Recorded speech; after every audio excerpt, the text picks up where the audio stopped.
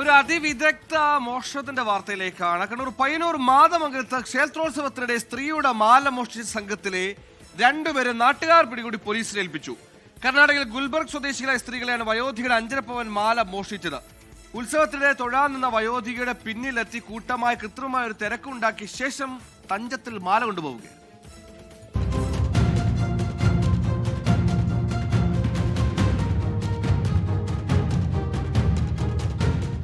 മാതമംഗലം പുലിയൂർക്കാളി ക്ഷേത്രോത്സവത്തിനിടെയാണ് മോഷണം.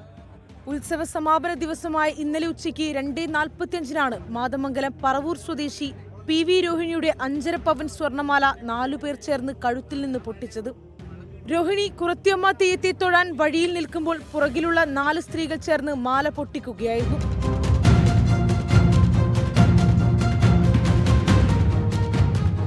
രോഹിണി മോഷ്ടാക്കളുടെ പിന്നാലെ കരഞ്ഞുകൊണ്ടോടി. നാട്ടുകാർ ചേർന്ന് 2 പേരെ പിടികൂടി. സംഘത്തിലുണ്ടായിരുന്ന 2 പേർ സ്ഥലത്തുനിന്ന് ഓടി രക്ഷപ്പെട്ടു. പെരിങ്ങോം പോലീസ് സ്ഥലത്തെത്തി ഇവരെ കസ്റ്റഡിയിലെടുത്തു. പിടികൂടിയ സ്ത്രീകളിൽ നിന്ന് മാല കിട്ടിയില്ല. ഓടി രക്ഷപ്പെട്ട സ്ത്രീകളുടെ കയ്യിലായിരിക്കാം മാല എന്ന നിഗമനത്തിലാണ് പോലീസ്. അറസ്റ്റിലായ കർണാടക വിരാജ്പേട്ട സ്വദേശികളായ അനിത, ഗീത എന്നിവരെ കോടതിയിൽ ഹാജരാക്കി റിമാൻഡ് ചെയ്തു. 24 കണ്ണൂർ.